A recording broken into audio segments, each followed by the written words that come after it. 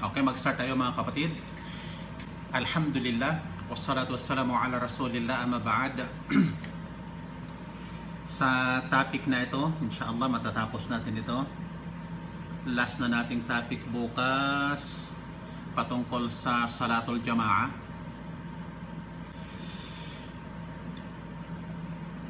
Ito ay mayroong 6 na mga masala. Ang una dyan ay ang pagkaalinsunod sa batas, ibig sabihin yung mga dalil ng sujud sahu at mga dahilan. Ikalawa, kailan ito obligado?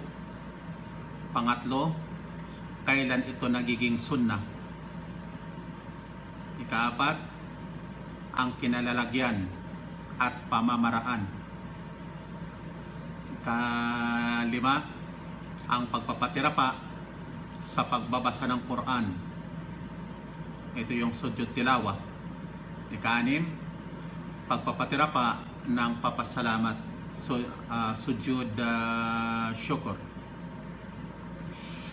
Dito tayo sa unang paksa, ang pagkaalinsunod sa batas ng sujud sahu.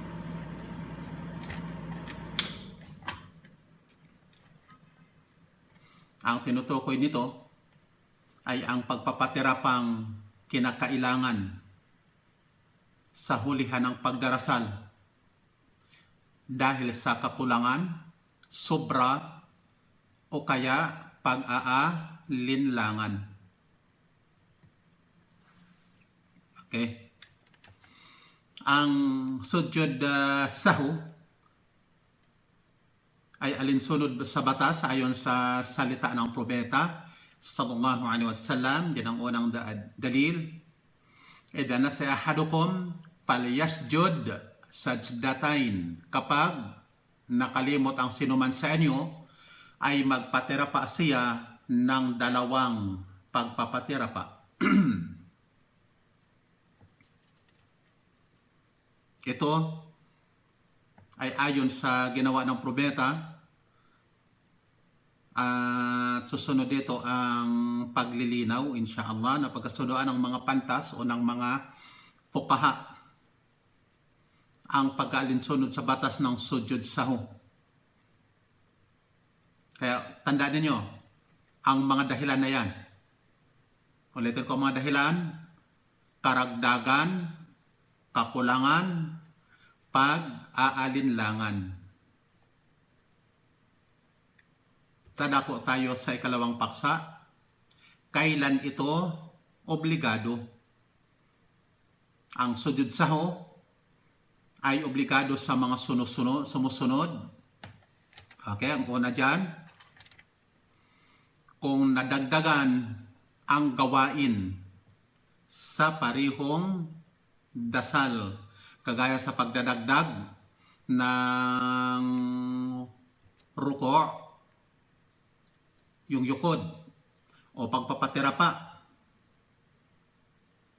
o pagtayo, o pag-upo, o kahit isang pag-upo sa istiraha. Ito ay ayon sa hadith ni Ibn Mas'ud. Salla bina Rasul khamsan, intapala bina as-salah. Medyo mahaba ang hadith. Diretso tayo sa salin. Namuno ang propeta sa amin sa pagdarasal ng 5 raka at umalis. Nagbulungan ang mga tao, kaya nagsabi siya, "Anong mayroon sa inyo?" Sinabi nila, "O sugo ni Allah, nadagdagan ba ang dasal?" Sinabi niya, "Hindi." Sinabi nila, "Sapagkat nagdasal ka ng 5.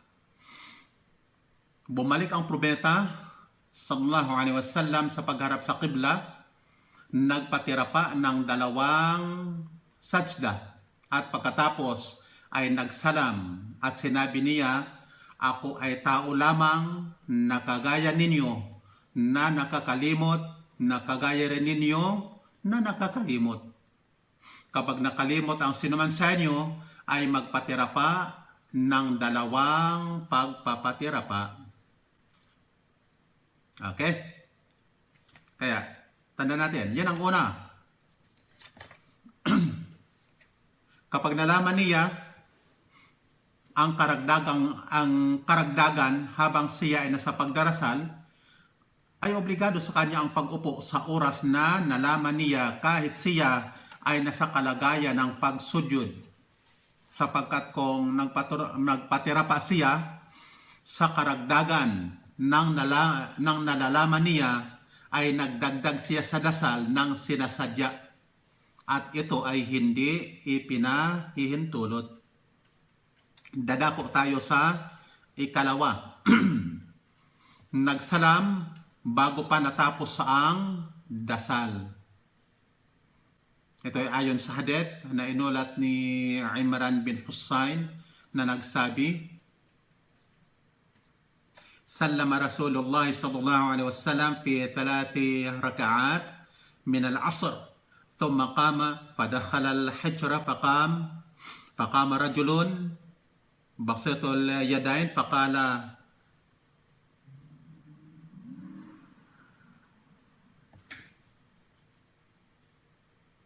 أقصرت الصلاة يا رسول الله فخرج فصلى الركعة التي كان تركها ثم سلم ثم سجد سجدتي السجود ثم سلم. Okay? Nagsalam ang sugo ni Allah sa 3 rak'a ng asar. Pagkatapos ay tumayo at pumasok sa silid niya. Tumayo ang isang lalaking may malalaking kamay at nagsabi, Pinaiksi mo ba ang dasal? Lumabas ang propeta at nagdasal ng 1 rak'a na naiwan niya at nagsalam. Pagkatapos ay nagpatira pa ng 2 pagpapatira pa ng sahu at nagsalam.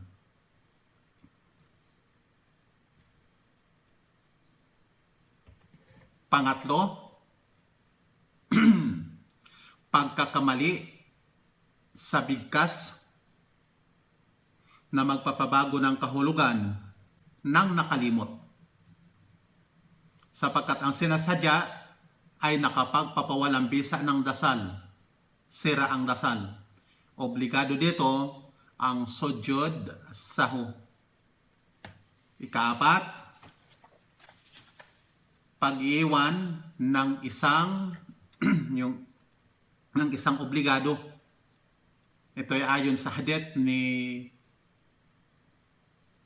Ibn Buhayna na nagsabi, Salla bina Rasulullah rak'atain min ba'di salawat, thumma qama falam yajlis, faqama nasu ma'ahu, falamma qada salatahu, nadharana taslimahu, kabbar qabla taslim fasajada sajdatain wa huwa jalis thumma sallam. Namuno ang propeta sa amin sa pagdarasal ng 2 rak'a, pagkatapos ay tumayo ng hindi naupo at tumayo din kasama niya ang mga tao. Nang matatapos na ang dasal ay naghintay kami ng taslim niya. Nagtakbir siya bago ang taslim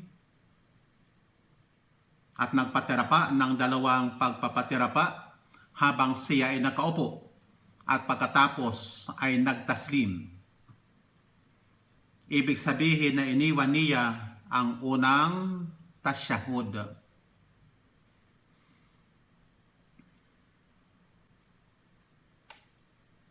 Ito ay napatunayan ito sa pamagitan ng riwaya na sinumang nag-iwan ng panggitnang tasyahud.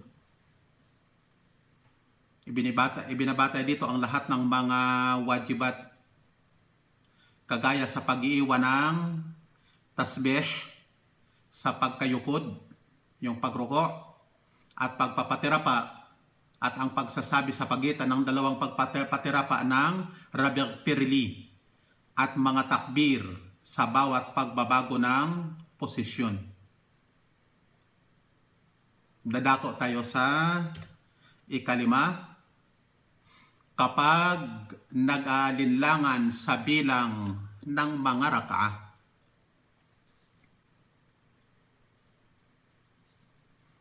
nang hindi niya alam kung ilan na. Okay? Ito ay habang nagdadasal sapagkat naisagawa na niya ang bahagi ng dasal ng nag-aalinlangan. Kung nakapagdadagdag ba, na kung kaya hihina ang niya at kailangan ang obligadong pagpapatira pa ayon sa pangkalahatang hadith na inulat ni Abu Hurairah na ang sugo ni Allah ay nagsabi, okay? In ahadakum idha qama yusalli ja'ahu syaitan fa labisa alay hatta la yadri kam salla fa idha wajada dhalika ahadukum falyasjud sajdataini wa huwa jalis. Kung ang sinuman sa inyo ay tumayo upang magdasal, okay, ay dumating ang demonyo na nanggulo sa kanya hanggang sa hindi na niya malaman kung ilan na ang dasal. Kapag naranasan iyon ng sinuman sa inyo, ay magpatira pa ng dalawang pagpatira pa habang siya ay nakaupo.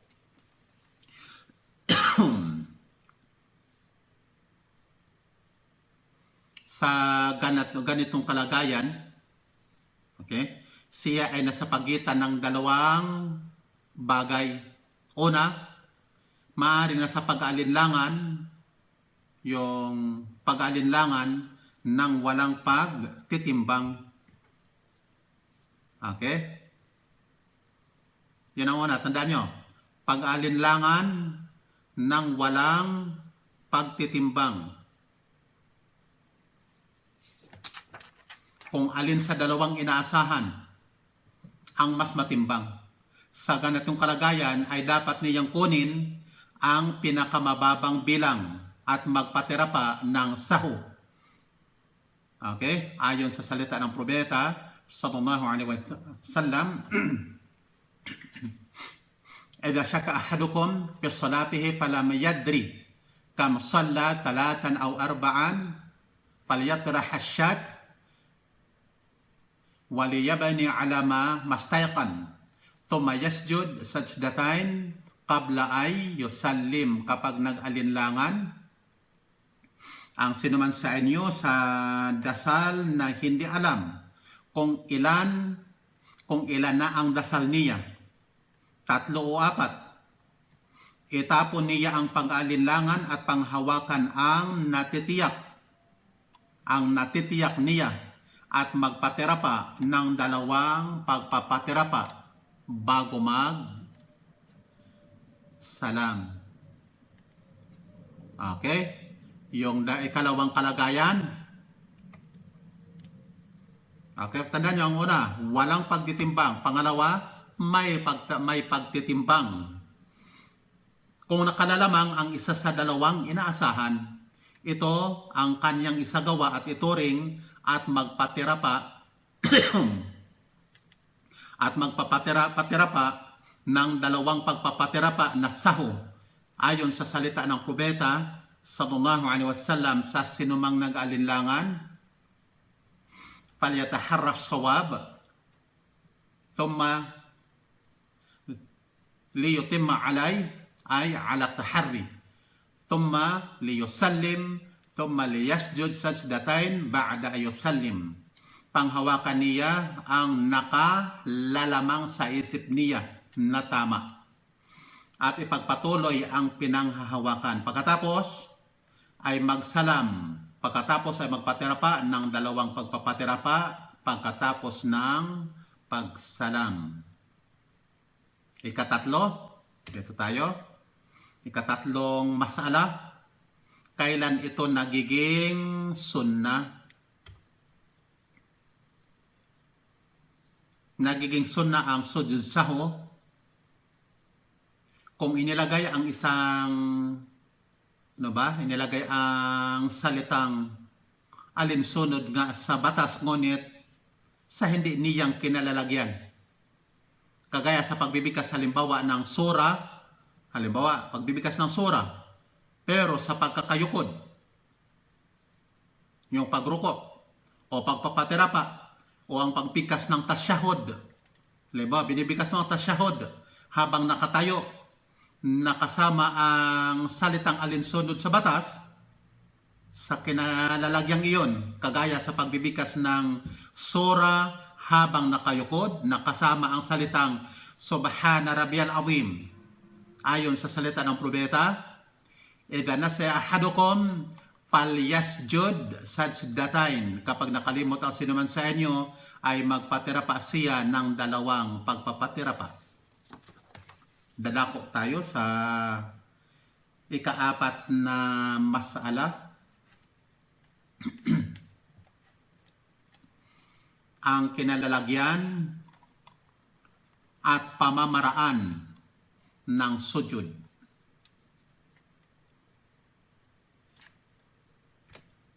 Una, dito tayo sa kinalalagyan muna.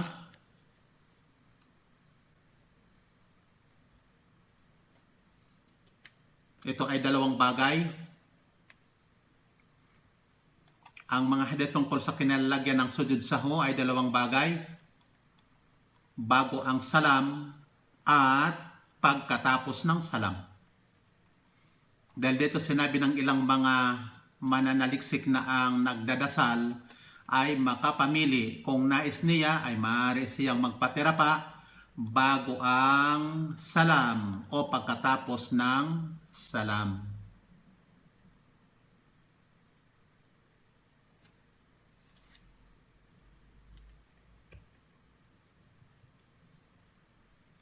Sinabi ni Az-Zuhri, kana akhirul amrayn as-sujud qabla as-salam. Ang huling 2 ay ang sujud bago ang salam. Dadako tayo sa ikalawa, pamamaraan. Ito naman yung pamamaraan ng sujud. Ito ay 2 pagpapatirapa na kagaya sa pagpapatirapa sa sala, na nagtatakbir sa bawat pagpapatirapa para sa sujud at pag-angat mula sa sujud at pagkatapos ay magsalam.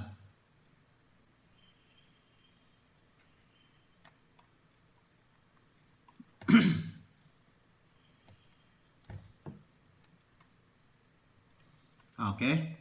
Ayon sa batayan mula sa propeta na 3 mga hadith na Hasan, kagaya sa sinabi ni Al-Hafidh Ibn Hajar, yung mufassir ng Sahih al-Bukhari. Okay? Dadako na tayo sa ika-4 na masala. Ang pagpapatirapa sa pagbabasa ng Quran, ito yung sujud tilawa.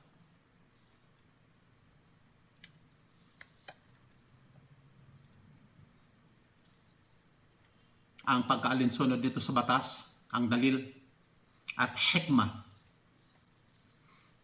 Hikmah. Tatalakay na natin ang definition nun kung maalala niyo anong ibig sabihin ng hikmah. Na sinasali natin karunungan sa ating salita. Ang karunungan sa likuran nito. Ito ay alinsunod sa batas sa pagbabasa, habang nagbabasa o kaya nakikinig ng mga ayat na binabasa na mayroong tanda. Yung mga sujud tilawa, mayroon namang tanda ng sajda sa Quran. Sinabi ni Ibnu Umar, kana nabiyyu yaqra'u alayna sura fiha sajda fayasjudu wa nasjudu ma'ahu hatta ma yajidu ahaduna mawdi'an li jabhati. Ang propeta noon ay nagbabasa sa amin ng sura na mayroong sajda. Ang sajda yung tanda ng pagpapatirapa. Nagpapatirapa siya at nagpapatirapa din kami na kasama niya hanggang sa wala nang makikitang lugar ang iba sa amin para sa noon niya. Ito ay sunnah. Okay? Ito ay sunnah at hindi obligado. Sapagkat nagbasa si Zaid ibn Thabit sa propeta ng An-Najm at hindi nagpaterpa. Ito ay nagpapatunay na hindi obligado. Ito ay nasasaad sa Sahih al-Bukhari.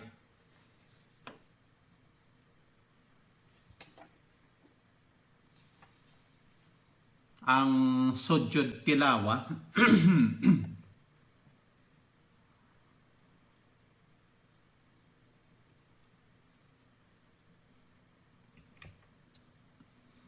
ang sujud tilawa ay para sa nagbabasa at nakikinig.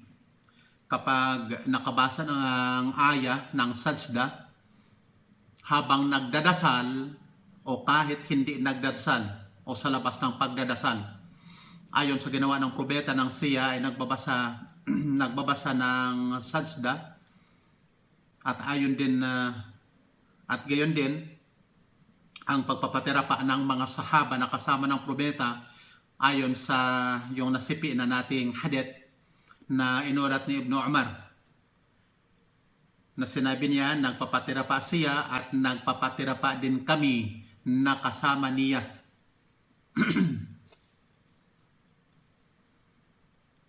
At ang batayan sa pagkalinsunod dito sa batas na habang nagdadasal ay ang inulat ni Al-Bukhari at Muslim mula kay Abu Rafi' na nagsabi, Salaitu ma'a Abi Hurairah faqara idha sama'un syaqqat fasajjad faqultu ma hadhihi qal sajjadtu biha khalfa Abil Qasim fala azalu asjudu fiha hatta alqa. Nagdasal ako na kasama ni Abu Hurairah ng dasal sa gabi. Binasa niya ang insyiqaq at nagpatirapa. Sinabi ko, ano ito? Sinabi niya, nagpatirapa ako dito sa likuran ng propeta ni Abul Qasim. Ang propeta ang tinutukoy. At mananatili akong magpapatirapa dito hanggang sa makatagpo ko siya sa araw ng pagbangon o Yawmul Qiyamah ang tinutukoy.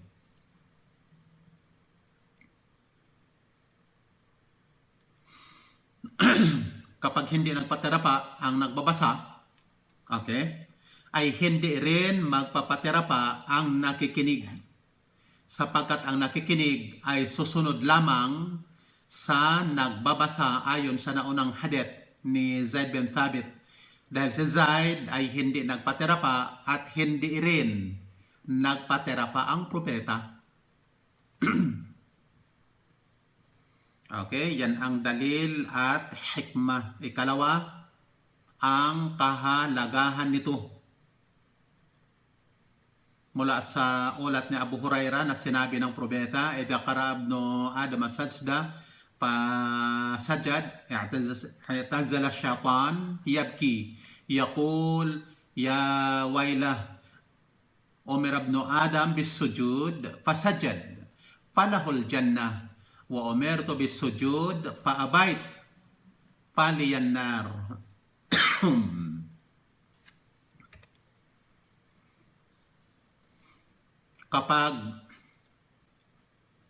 Kapag nabasa ng anak ni Adam ang sajda at nagpatirapa, ay lalayo ang syaitan nang umiiyak at magsasabi, sa aba ko, kawawa ako, inutosan ang anak ni Adam na magpatirapa at nagpatirapa siya, kaya para sa kanya ang paraiso. Samantalang ako ay inutosan na magpatirapa, subalit tumanggi ako, kaya para sa akin ang impyerno. Dadako tayo sa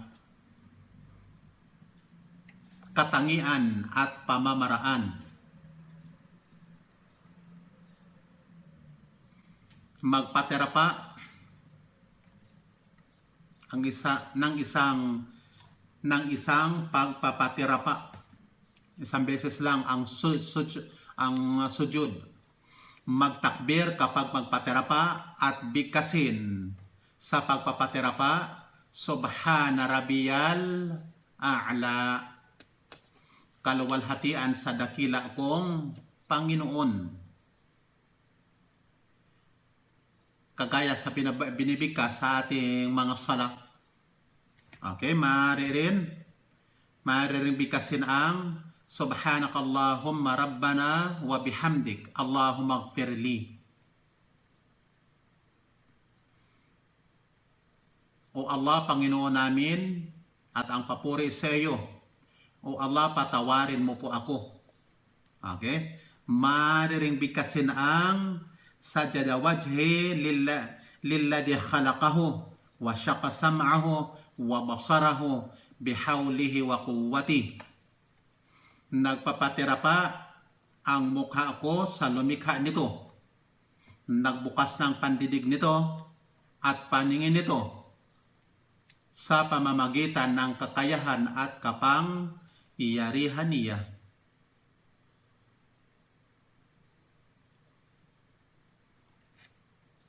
Okay. Nandito ang listahan ng mga sura na nandoon ang sajda. Yung mga kinalalagyan ng sujud tilawa sa Quran. Yan ay 14. Una yung hulihan ng Suratul A'raf, ayah 206. Number 2, Suratul Ra'ad, ayah number 15.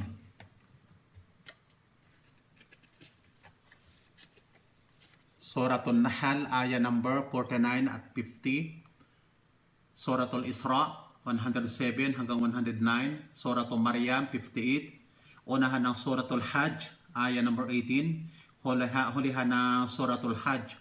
Sa Suratul Hajj, dalawa ang sajda.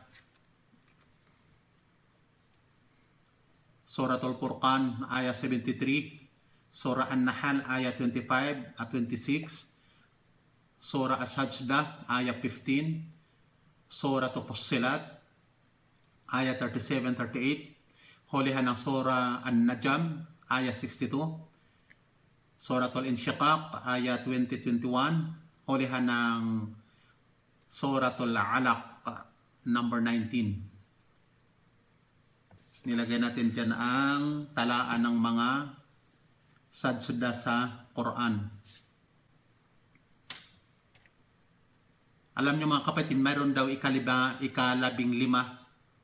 Ito ay ang sajda ng Suratul Sad. At ito yung sajda to syukur o pagpapatira pa ng pasasalamat, sapagkat inulat ni Ibn Abbas, sabi niya, laysat sad min azami sujud faqad ra'aytu nabiyya yasjudu fiha. Hindi kabilang ang sad sa mga inutos na magpatira pa, pero nakita ko ang propeta na nagpapatira pa sa sura na ito.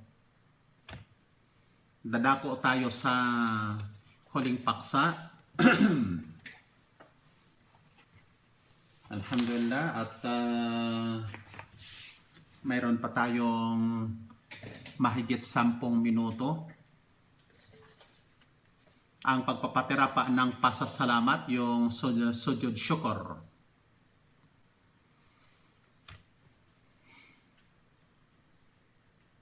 Itinatagubilin ng mga nadakna ng biyaya. Ito yung rekomendado, yung mga nadatna ng rizq o kaya dinapuan ng musiba, sakuna, problema, o kaya binalitaan ng yung nakarating sa kanya mayroong mabuting balita, good news, na magpatira pa kay Allah, ito ay bilang pagtulad sa propeta sallallahu alaihi wasallam. Sa sujud syukur mga kapatid, hindi kondisyon, hindi obligatory ang pagharap sa qibla. Subalit ang pagharap sa qibla ay mas mainam. Pero hindi siya kondisyon. Ito ay ginawa ng propeta ayon sa ulat ni Abu Bakar. Ana nabiya kana idatahu amron yasurruhu kharra sajidan lillahi tabarak wa ta'ala. Kapag dinatnan ang propeta ng isang bagay na ikinagagalak niya o nakagagalak, nagpapatira pa siya kay Allah. Okay, may natitira pa tayong mahigit 10 minuto. Kung maalala ninyo mga kapatid, yung salaysay ni Abdullah bin Abbas, ang dakilang mufassir ng Quran na sahaba. Yung kanyang salaysay, yung kanyang kinuwento, ang kanyang pakikipagdebate o pakikipagtalakayan pakikipagtalakayan sa mga Khawarij na nagkatha o nag-invento ng isang mapanganib na bid'a, kung maalala ninyo. May ilan pang mga aral na makukuha tayo sa talakayan. Noong nakaraan ko, maalala ninyo, tinalakay natin ang isang aral sa pagkakataong ito. Siguro matalakay natin ang kahit dalawa sa mga aral na makukuha sa talakayang iyon. Ang ikalawa, yung matinding paghahangad ni Ali bin Abi Talib sa pagkakaisa ng mga Muslim. At ito ay makita sa kasagutan niya sa mga taong nagsusumbong sa kanya na may mga taong nagre-rebelde sa kanyang pamamahala sa Islamic government, nag-aalsa laban sa kanya. Pero ano ang kanyang sinabi? Pumaalan ninyo? Hayaan ninyo silang magrebelde. Hayaan ninyo silang mag-alsa. Hindi ko sila lalabanan hanggat hindi nila ako lalabanan. At tiyak, sabi niya, talagang gagawin din nila yon. Ibig sabihin, si Ali bin Abi Talib, naghintay lang na uunahan ng mga rebelde ang pag-atake, at kailanman hindi niya atakihin ang kota ng mga nagrebelde sa Islamic government. Ayaw niyang labanan ang mga Khawarij. Bakit? Na maging sanhi ng pagkakawatak-watak, pagkakapangkat-pangkat ng mga Muslim at hihina ang khilafa hanggang hindi sila nakikipaglaban at namiminsala sa mga Muslim nang dahil sa bid'a nila. Ito ay makita sa hangarin ni Abdullah ibn Abbas na makipagtalakayan sa mga Khawarij upang imulat yung mga Khawarij sa mali nilang paniniwala at ibalik sila sa katotohanan at bumalik sa kapangyarihan ng khilafah na narapat gawin ng mga Muslim upang mapigilan ang paghina ng puwersa nila nang dahil sa faksyon. Dito natin makikita na ipinapatupad ni Ali bin Abi Talib ang sinabi ng propeta Muhammad sallallahu alaihi wasallam na kinakailangan ang pagkakaisa. Oras na mayroon ng nag-alsa, ayaw tumanggap sa pamumuno ng isang khalifa. Nag-alsa, sinimulan ang labanan. Obligatory sa khalifa na ideklara ang labanan para burahin ang faksyon. Okay, may time pa tayo. Siguro pwede nating talakayin ang ikalawang aral na makukuha natin. Ang pinakamahalaga mga kapatid ay ang paraan, yung paraan sa pagkakaisa ng mga Muslim. Ang pagkakaisa, ito po ay naging, alam natin, bukang bibig ng bawat Muslim at bawat faksyon, bawat grupo. Walang tao sa mundong ito na gusto ng pagkakawatak-watak. Kaya bukang bibig din ng mga Muslim ang pagkakaisa. Ang bawat isa ay nagdada'wa, nag-aanyaya ng pagkakaisa at nag-aangkin ang bawat isa na sila ay nagsusumikap, nagpupunyagi, alang-alang sa pagkakaisa. Subalit, ano ang tamang paraan upang matupad ang pagkakaisang ito? Okay? Dito ngayon, ito ang puntong hindi na pagkakaisaan. Nalilikaw ang isipan at nalilihis ang panulat ng bawat isa, ang iba't isa, ang bawat isa ay may mga paanyaya, da'wa na magkakaiba. May mga paanyaya sa pagkakaisa pero magkaiba ang paraan. Ang pagkakaisa ay hinihingi ng batas ng Islam. Ito ay kabilang sa mga dakilang layunin ng batas at nararapat lamang na ang paraan sa pagkakaisa ay alinsunod din sa batas. Ang pagkakaisa ng mga Muslim, maituturing ito na isang ibada na tayo ay mapapalapit kay Allah. At si Allah, alam natin na hindi maaaring sambahin. Hindi tayo maaaring mag-ibada maliban lamang sa paraang naaayon din sa batas. Anumang gawain na hindi ayon sa batas ay hindi tanggap ayon sa hadith ng propeta. Ang tamang paraan sa pagkakaisa na lahat ng mga Muslim ay bumalik sa tamang pagkakaunawa ng Quran at sunna ng propeta, at ito ay sa pamagitan ng pagkakaunawa ng mga as-salafus salih. Natalakay na natin kung ano ang as-salafus salih. Okay, ito ay sa henerasyon ng propeta at ng kanyang mga sahaba. Sila ang mas nakakaunawa sa Quran. Sa ganitong paraan lamang, maaaring magkaisa ang mga Muslim na siya ring tinahak ni Ibn Abbas na sinang-ayunan naman ni Ali bin Abi Talib.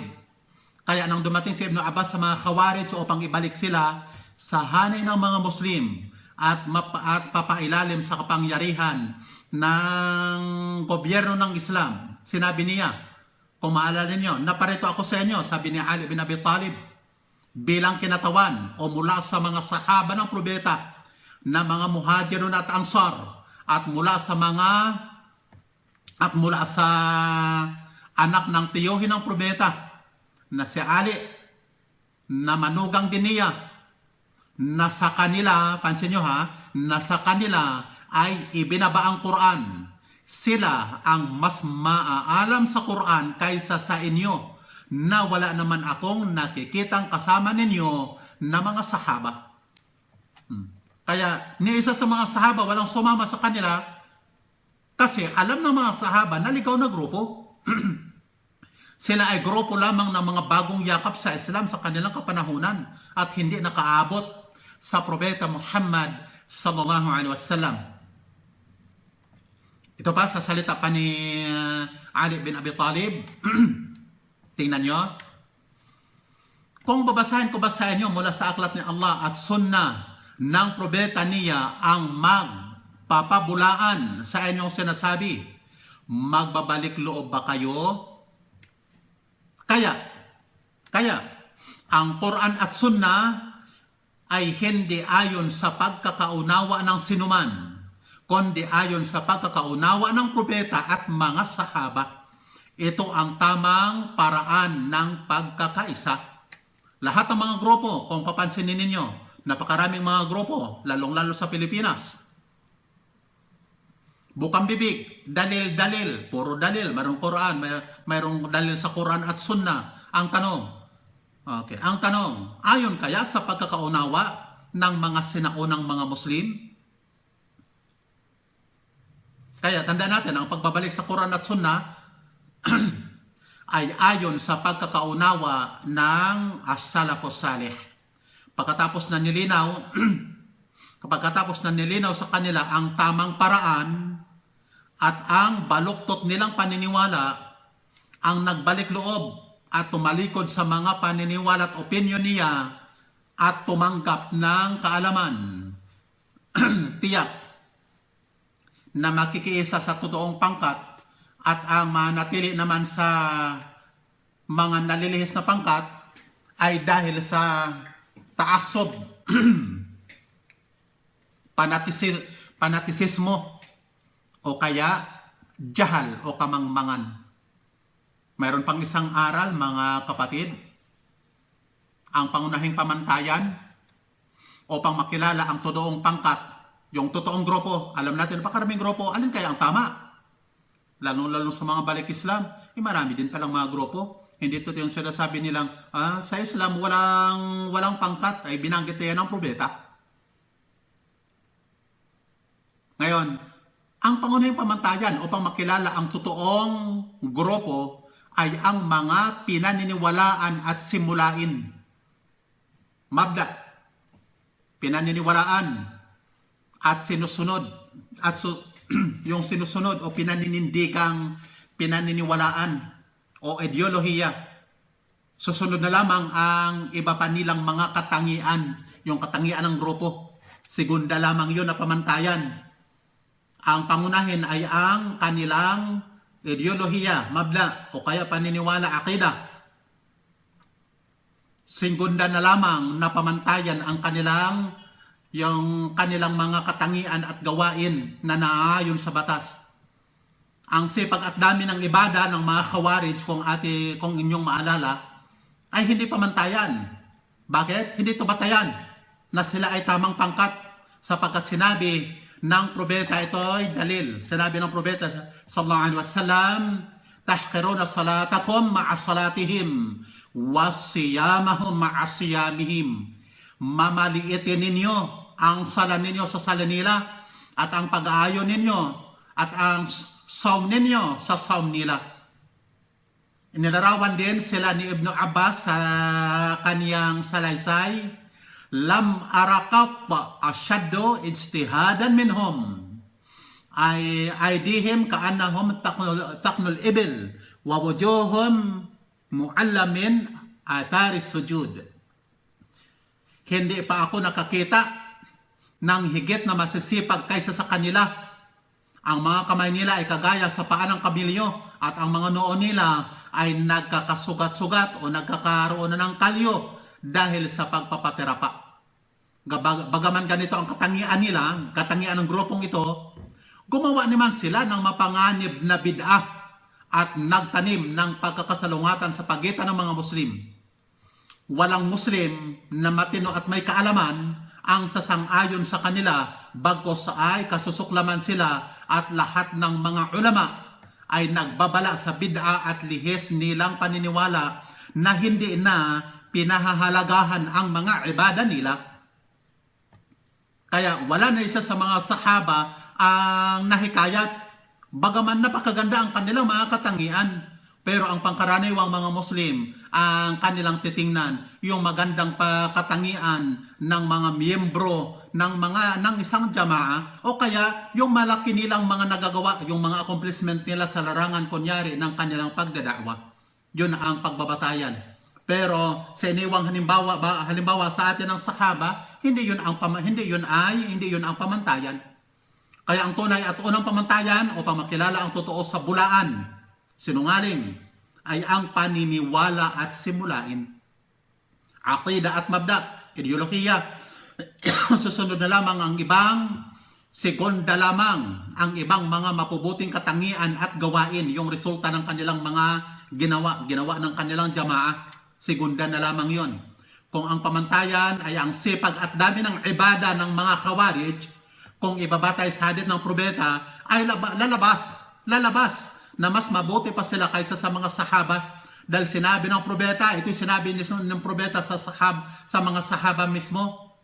Yung binasa na natin kaninang hadith, mamaliitin ninyo ang sala ninyo sa sala nila at ang pag-aayono ninyo sa pag-aayono nila. Kaya ang pamantayang ito ay wala namang kabuluhan sapagkat ang mga paniniwala at simulain, yung paniniwala at simulain nila ay nanilihis na maging sanhi ng pagkakasalungatan at kaguluhan ng mga Muslim, pagkakawatak-watak.